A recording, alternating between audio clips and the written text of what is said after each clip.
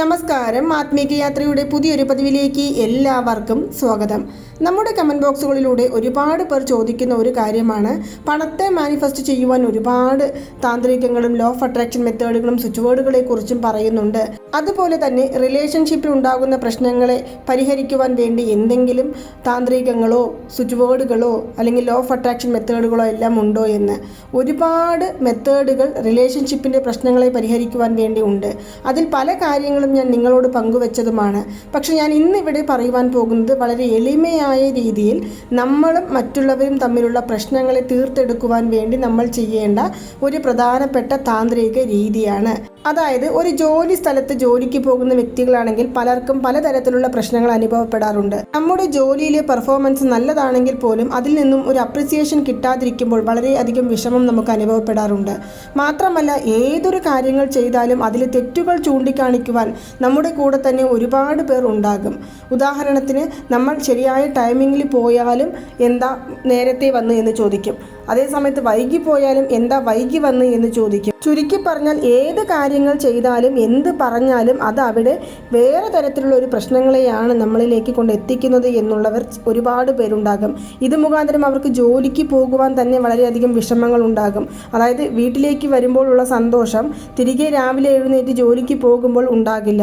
മറ്റു ചിലർക്കാകട്ടെ കൂടെ ഉള്ളവരെല്ലാവരും ഓക്കെയാണ്, പക്ഷെ ഓണർ എന്ത് പറഞ്ഞാലും കൺവിൻസ് ആകുന്നില്ല, അല്ലെങ്കിൽ മാനേജർ എപ്പോഴും വഴക്ക് പറഞ്ഞുകൊണ്ടിരിക്കുകയാണ് എന്ന് പറയുന്നവരും ഉണ്ടാകും.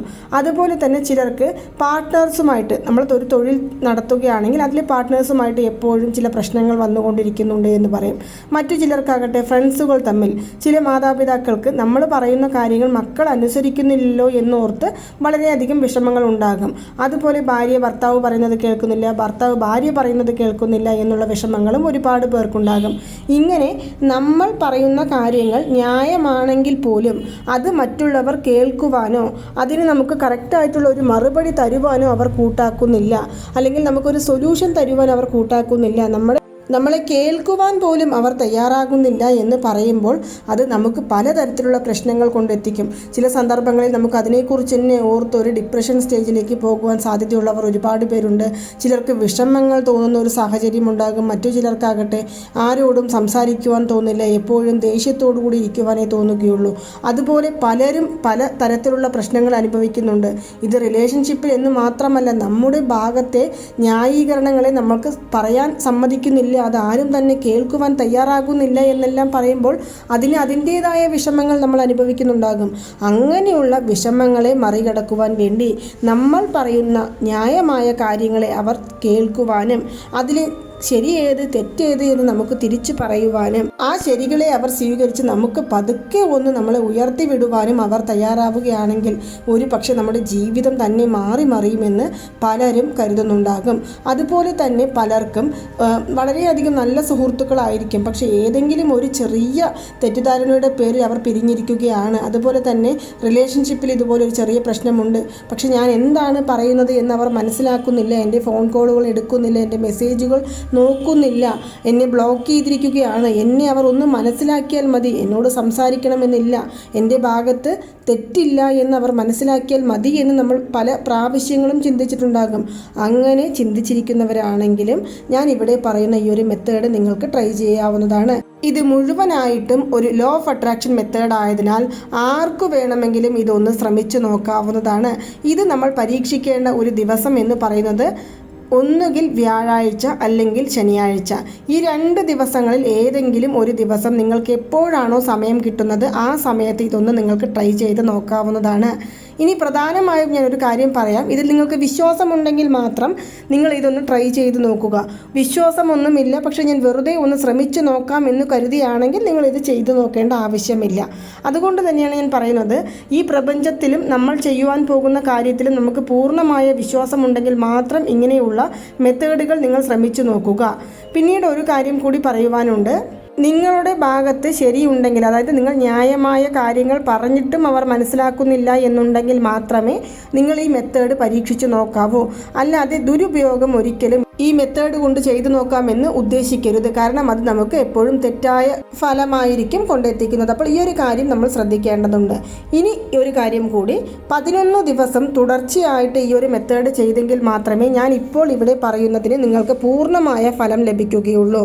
11 ദിവസത്തിനിടയിൽ നിങ്ങൾ ഒരു ദിവസം മറന്നു പോയിട്ടുണ്ടെങ്കിൽ അല്ലെങ്കിൽ വിട്ടുപോയിട്ടുണ്ടെങ്കിൽ നിങ്ങൾ ഒരു കാര്യം ശ്രദ്ധിക്കുക, വീണ്ടും തുടർച്ചയായിട്ട് 11 ദിവസം നമ്മൾ ആദ്യം മുതൽക്ക് തുടങ്ങേണ്ടതാണ്.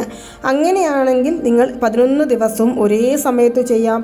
ഒരു പക്ഷേ ഇന്ന് രാവിലെ ചെയ്തു, ഇനി നാളെ ഉച്ച സമയത്ത് എനിക്ക് ചെയ്യാൻ സാധിക്കുകയുള്ളൂ, സമയം കിട്ടുകയില്ല എന്ന് പറയുകയാണെങ്കിലും സാരമില്ല. ഒരു ദിവസത്തിൽ ഒരു തവണ മാത്രം നിങ്ങളിത് ചെയ്താൽ മതി.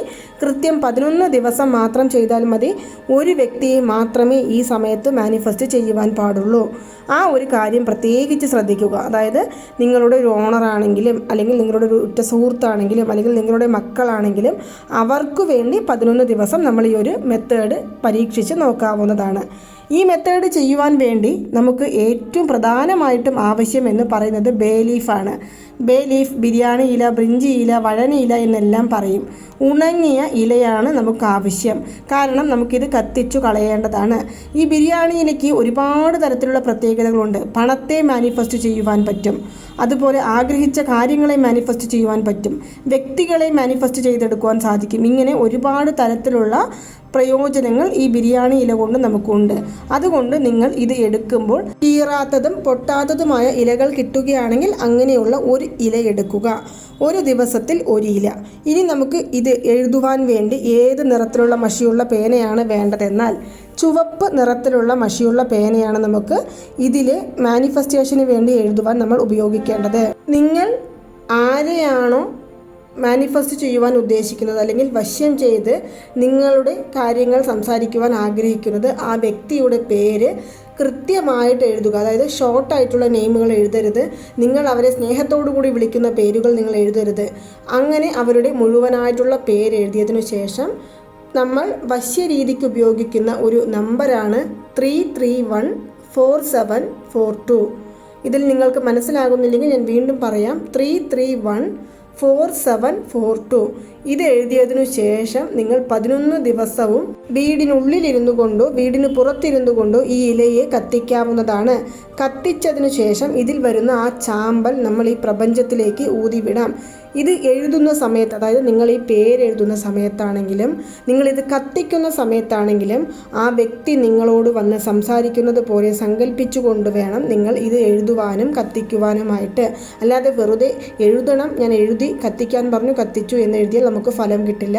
പരിപൂർണമായ വിശ്വാസത്തോടു കൂടിയും അവരോട് നിങ്ങൾക്ക് സംസാരിക്കണമെന്ന് പൂർണ്ണമായ ആഗ്രഹമുണ്ടെങ്കിലും അല്ലെങ്കിൽ അവർ നിങ്ങൾ പറയുന്നത് കേൾക്കുവാനെങ്കിലും തയ്യാറാകണമെന്ന് നിങ്ങൾക്ക് ആഗ്രഹമുണ്ടെങ്കിൽ മാത്രം നിങ്ങൾ ഇത് ചെയ്തു നോക്കുക.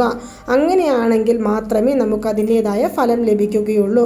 വീണ്ടും ഒന്നുകൂടി പറയാം, ഏതൊരു സമയത്ത് വേണമെങ്കിലും നമുക്ക് ചെയ്യാവുന്നതാണെങ്കിലും ഇത് ചെയ്യുവാൻ തുടങ്ങുന്ന സമയം നിങ്ങൾ മനസ്സിൽ അവരെ ഓർക്കുക. ആ വ്യക്തികൾ നിങ്ങളോട് വന്ന് സംസാരിക്കുന്നത് പോലെയും നിങ്ങളുടെ ഭാഗത്തെ ന്യായങ്ങൾ കേൾക്കുവാൻ തയ്യാറാകുന്നത് പോലെയും അതിൻ്റെ പ്രശ്നങ്ങൾ, നിങ്ങൾ ഏത് കാര്യത്തിലാണോ പിണങ്ങിയിരിക്കുന്നത് അല്ലെങ്കിൽ ഏത് കാര്യം പറയുമ്പോഴാണ് നിങ്ങളോട് ദേഷ്യം തോന്നുന്നത്, ആ കാര്യങ്ങളെല്ലാം സോൾവ് ചെയ്യുന്നത് പോലെ നിങ്ങൾ മനസ്സിൽ കരുതിക്കൊണ്ട് 11 ദിവസവും ആ വ്യക്തിയുടെ നിങ്ങൾ ഇന്ന് എന്ത് പേരാണോ എഴുതുന്നത് അതേ പേര് തന്നെ നാളെ എഴുതേണ്ടതാണ്. ഇപ്പോൾ ഉദാഹരണത്തിന് ഉദയകുമാർ എന്നാണെങ്കിൽ ഉദയൻ എന്നൊരു ദിവസവും പിറ്റേ ദിവസം ഉദയകുമാർ എന്നും അല്ലെങ്കിൽ ഉദയ് എന്നും അങ്ങനെയൊന്നും മാറി മാറി എഴുതരുത്. നമ്മൾ ഒരേ കാര്യം തന്നെയാണ്, ഒരേ ആളെ തന്നെയാണ് മാനിഫെസ്റ്റ് ചെയ്യേണ്ടത്. അതുകൊണ്ട് അവരുടെ മുഴുവനായിട്ടുള്ള പേരെഴുതുക. ഉദയകുമാർ എന്നുണ്ടെങ്കിൽ ഉദയകുമാർ എന്ന് തന്നെ എഴുതുക. ചുവപ്പ് നിറത്തിലുള്ള മഷിയുള്ള പേന കിട്ടിയില്ലെങ്കിൽ പിങ്ക് എടുക്കാം. ഇനി അഥവാ അതും കിട്ടിയില്ല എന്നുണ്ടെങ്കിൽ നീല നിറത്തിലുള്ള മഷിയുള്ള പേന എടുക്കാം.